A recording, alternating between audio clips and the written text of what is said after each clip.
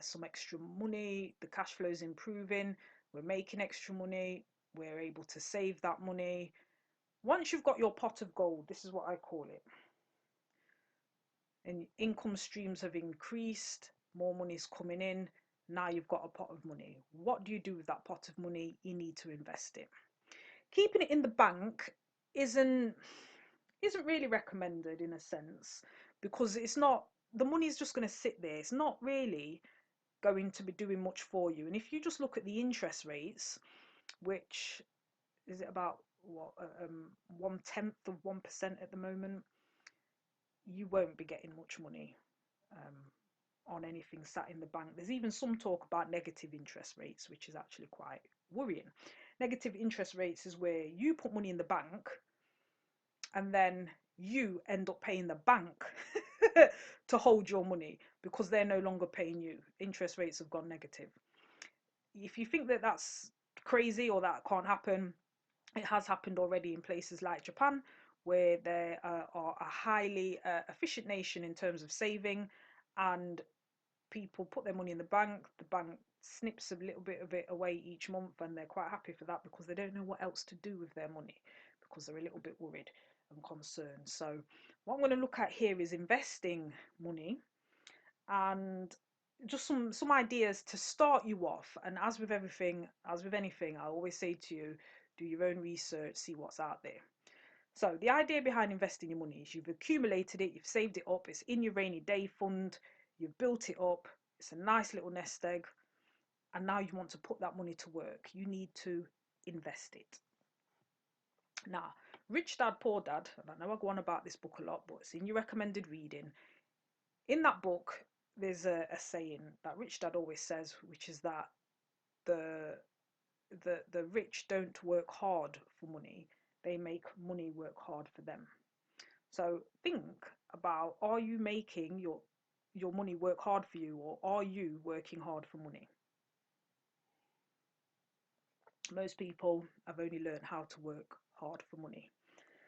And the advice which Rich Dad says is, if you take nothing else away from this book, take away this piece of advice, and that is to just buy assets. And that's what investing money is all about. It's about buying assets. And the definition of an asset is, an asset will put money in your pocket. It will feed you. Liabilities eat you, assets feed you. So I'm going to give you a couple of investment ideas. When you say invest your money, what do you mean, Lisa? So let's just look at a few things, particularly things that are making the headlines. And I'm just going to say to be aware of this shiny new object syndrome, as they say. So there's a lot of adverts, and there have been for some time, about join in the gold rush, and that, you know, you can buy gold American Eagles or bullion coins, 1 ounce coins. And there's always this analyst predict that gold is ready for another run up. You can still get in on the ground floor if you act now. Ask your precious metal specialist about your best options. So it's been around for a long time. This idea that gold is on its way up, it's on the increase. If you do some research, you'd know that the gold reserves, the US dollar used to be backed by the gold reserves up until I think it was the early 70s, when that link was unlinked in the Bretton Woods Agreement. And what happened was that the dollar was no longer backed by gold, meaning that the United States government could rush off and print as much dollar paper as it wanted to, and it wasn't backed by anything solid and tangible such as gold. Gold has been the standard value of money, said to be God's money, since the beginning of all time. So we, whenever there's any crisis in any sort of currency, people tend to rush back to gold. That's always has been how it is, because the printing press can go mad, and people can print any amount of money basically. So you've got gold coins, you've also got silver coins as well, which is some examples there on the screen. And then you've also got the Bitcoin. Bitcoin isn't actually a physical coin, it's a digital currency. And you might have heard a lot about cryptocurrency. I don't think it's going away anytime soon. And this is what I mean about investments making the headlines. From this graph, you can see cryptocurrency market capitalizations. This is taken from 2016, but Bitcoin basically has, I don't know, like 80% market share. So this basically is the one that most people have heard of. When you think cryptocurrency, you think Bitcoin. This has got definitely the largest market cap, 11.3 billion. But there are other ones on the rise, such as Ethereum, Ripple, Litecoin, um, and the various others. And the new ones are coming onto the market all the time. So worth keeping an eye on. I'm not going to say which one is better than the other. It's the equivalent of saying, oh, you know, if I've got some cash, should I buy pounds? Should I buy euros? Should I buy the Canadian dollar? It's all paper currency, and it's the same with cryptocurrency. There's different markets: Bitcoin, Ethereum, Ripple, Litecoin, different ones. So you could buy crypto, but you don't have to buy Bitcoin. It could be another type of coin. So it's worth doing your research, understanding the value, what it's worth, what the what the trajectory looks like. Is it something that seems to be going up in value? Is it quite stable? Has it been going down? Generally, I think cryptocurrency is quite volatile, but it could be volatile, but with a tendency to be going up in price. So it's up to you to research and seek advice. Likewise, when it comes to investments, stocks and shares, and property as well, which is on the screen. And once again, I must say it's a public health service announcement. It's a warning. The buyer must be aware or beware. So you must do your own research. You need to seek advice. Don't just take my word for it. Please look around. That said, you know, you're on the course to learn something about what you can do in these COVID times. I do have a master's degree in investment management, so let me just touch on some of the things for you to sort of be wary of or to be looking out for, and then you know you can take it from there. So let's look at gold and silver and platinum as well, for that matter. So oftentimes people will ask, oh, okay, so how can I buy it? You can buy it on different platforms, various ways. Let me just give you one. So you've got Bullion Vault. Now, I mentioned this one because Bullion Vault is the world's largest online investment gold service, and it takes care of over $3 billion for more than 90,000 users. Does it mean it's the best one? No. Does it mean it's the only one? No. But it is the largest one, and sometimes people like the, you know, the safety in numbers, which is fair enough. Bit of research, it's part owned by both GBIT and Augmentum Fintech PLC. The bars, the physical gold bars and the bars are stored in professional market vaults in Zurich, London, Toronto, Singapore, or New York. You can choose where you want your bar to be stored. And you can sell any time without penalty, and your money will be wired the next business day. And you can also withdraw your bars, as in take them home. I don't know, put them under your bed, put them in the floorboards, dig a hole in the back garden, bury them there. You've got to think, if you actually have gold bars though, like how are you going to take care of them? Because it's an insurance risk basically. Like that's like having cash on the premises. You can't just have it sitting around. It's got to be in a safe or something somewhere. So Bullion Vault is quick and easy, and you can own your own quantity of physical gold and silver bullions in about 2 hours. So I am a disclaimer, I am an affiliate for them, bullionvaultaffiliate.com/boogles/en for English. So that's Bullion Vault. So you can buy precious metals, gold, silver, platinum from that website, and you can either take ownership, actually have your gold coins sent to you, or your bars of gold or silver, or have them store it, and there is a very small like storage fee, as there would be for anything. I think you know, they've got they have insurance costs and stuff like that that they pay for. Now, stocks and shares, a note on that. Now, this is what I would say to people when I'm asked, how do you buy stocks and shares? Oftentimes you can buy it via your own bank because they might offer a share dealing service. Now, I know that Halifax and HSBC both offer a share dealing service. I've got accounts with them both, so I know that they do. So I'm not sure about the other banks, but first port of call, if you're interested in buying stocks and shares, check with your own bank.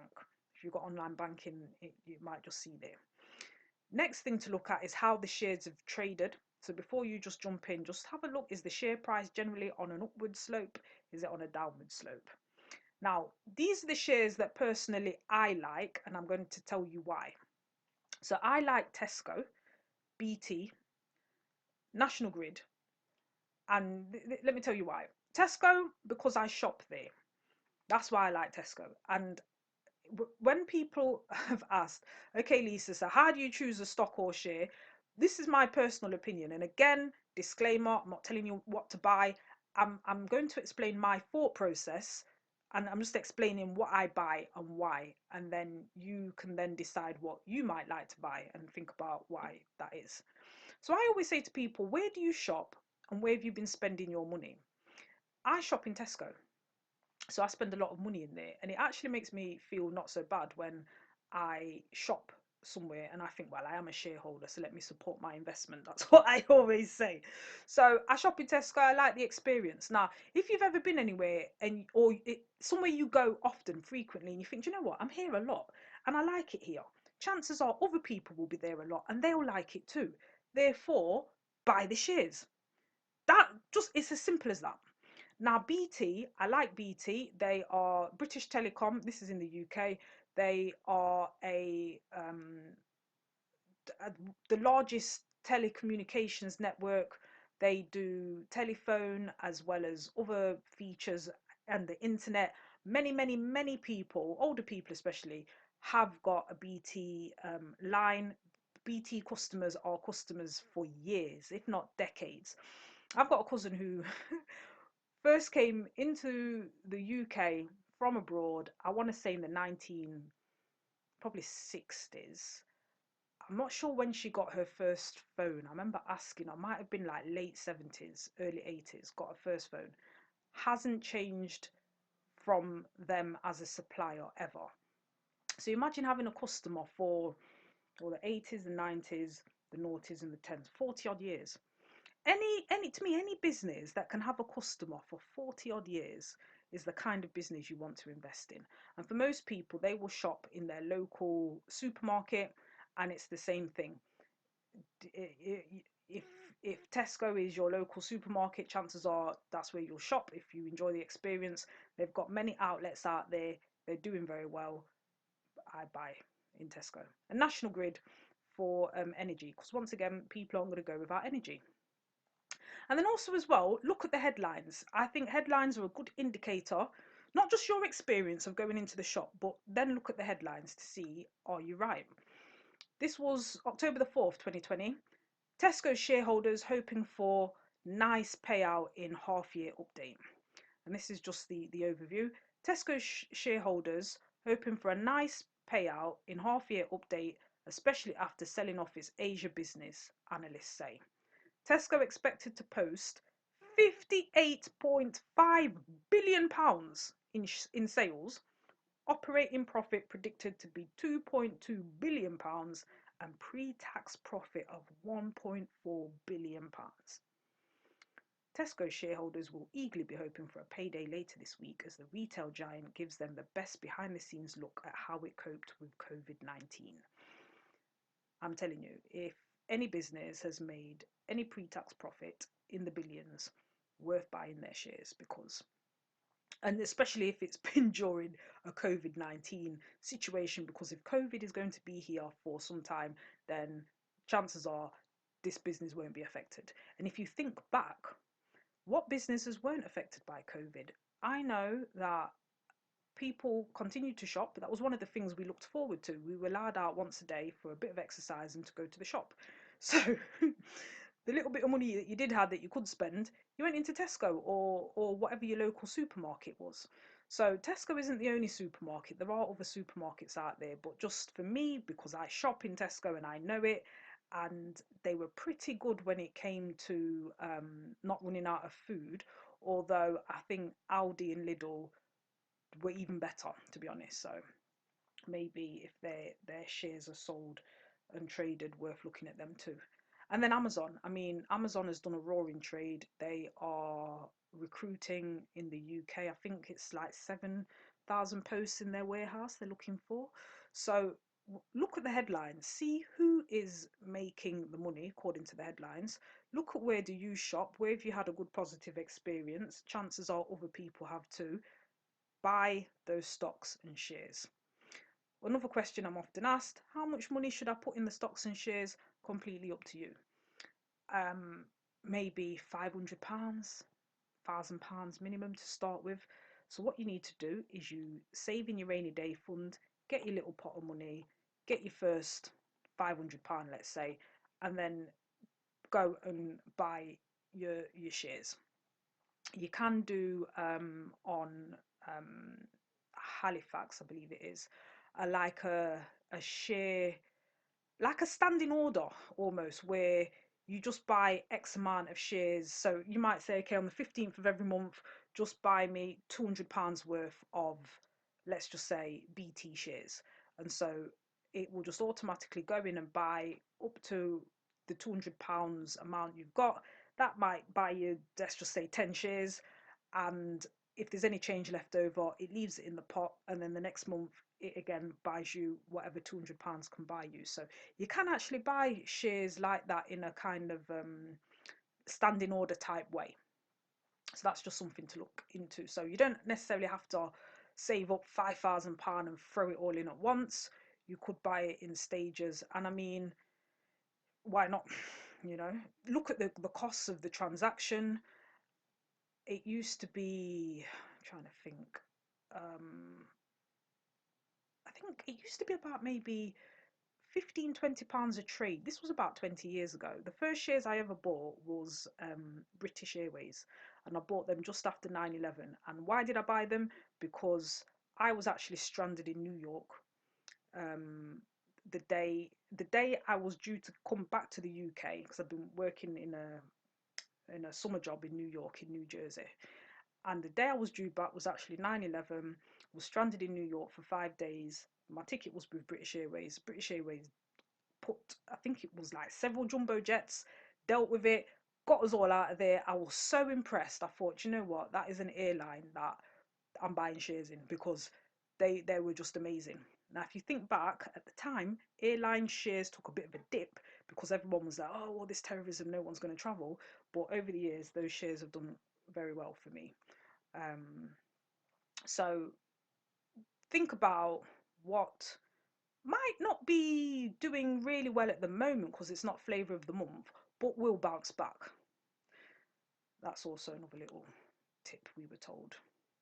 And then property. So my views on property, there's a saying, the best time to buy property was 20 years ago. In hindsight, we can all look back and say, yeah. But then the next best time is now. And we can all say, maybe. So the key thing, acquire some knowledge and skills around what property investment is, because there's different ways to be involved and get involved in property. And the vanilla way is to get a buy-to-let mortgage. This is a UK thing, maybe more so than anything else. And to buy the house on a buy-to-let mortgage, find your tenant.